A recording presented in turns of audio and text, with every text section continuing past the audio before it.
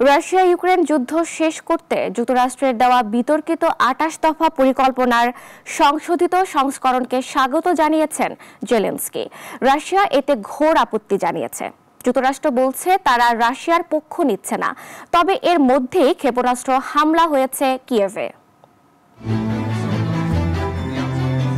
গত অক্টোবর মাসে যুক্তরাষ্ট্র ও রাশিয়ার কর্মকর্তারা শান্তি পরিকল্পনার খসড়া করেছিলেন। গত রোববার থেকে সুইজারল্যান্ডের জেনেভায় মার্কিন ও ইউক্রেনীয় কর্মকর্তারা তার ভিত্তিতে বৈঠক শুরু করেন। এ পরিকল্পনা কিয়েভ ও এর ইউরোপীয় মিত্রদের মধ্যে উদ্বেগ তৈরি করেছিল। তবে এখন হাওয়া বদলে গেছে। যুক্তরাষ্ট্রের ইউক্রেন শান্তি পরিকল্পনা ২৮ দফা থেকে কমিয়ে ১৯ দফায় আনা হয়েছে। শান্তি পরিকল্পনায় যে পরিবর্তন আনার প্রস্তাব করা হয়েছে তাকে স্বাগত জানিয়েছেন ইউক্রেনের প্রেসিডেন্ট ভলোদিমির জেলেনস্কি।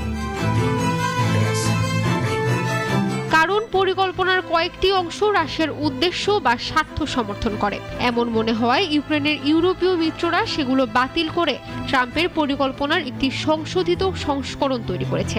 তবে হোয়াইট হাউস জোর দিয়ে বলছে যুদ্ধ শেষ করার প্রচেষ্টায় ট্রাম্প প্রশাসন রাশিয়ার পক্ষ নিচ্ছে না।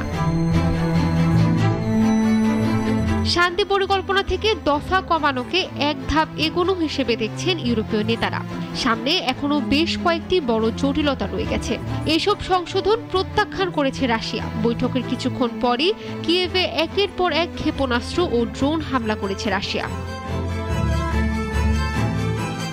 বর্তমান কূটনৈতিক প্রচেষ্টায় সবচেয়ে স্পর্শকাতর বিষয়গুলো কিভাবে সমাধান হবে তা এখনো অনিশ্চিত। এই প্রচেষ্টা কি কার্যকর হবে নাকি আগের মতোই ভেস্তে যাবে, এটি এখন দেখার বিষয়। ইশা জাহান, নাগরিক।